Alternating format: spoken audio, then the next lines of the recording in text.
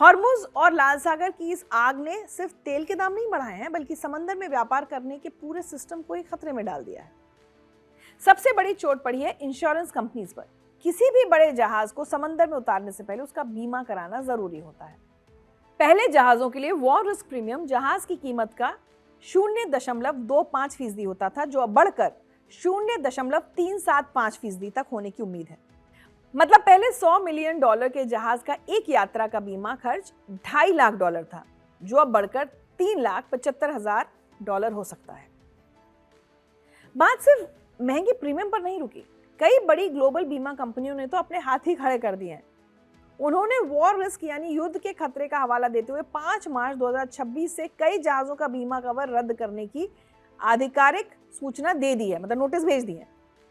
इसका सीधा मतलब है कि बिना इंश्योरेंस के कोई भी जहाज मालिक अपनी करोड़ों की संपत्ति को इस इलाके में नहीं भेजेगा।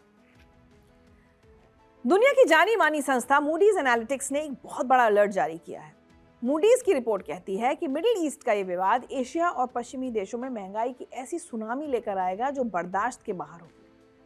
खासतौर पर जापान, दक्षिण कोरिया और ताइवान जैसे देश जो पूरी तरह आयात यानी इंपोर्ट्स पर निर्भर हैं, वहां रोजमर्रा के कंज्यूमर गुड्स से लेकर खाने पीने की चीजों तक सब कुछ महंगा हो जाएगा।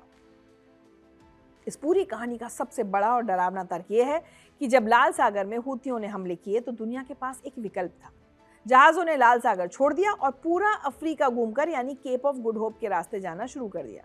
ये रास्ता महंगा और लंबा जरूर है, लेकिन कम से कम माल अपनी मंजिल तक पहुंच तो रहा है।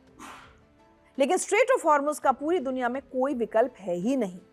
अगर ईरान ने हॉर्मुज को लंबे समय के लिए पूरी तरह बंद कर दिया तो दुनिया के पास कोई दूसरा ऐसा रास्ता नहीं बचेगा जहां से एक साथ 2 करोड़ बैरल तेल और गैस निकाली जा सके। और यही वो सच्चाई है जिसने दुनिया के बड़े बड़े देशों की टेंशन बढ़ा दी है।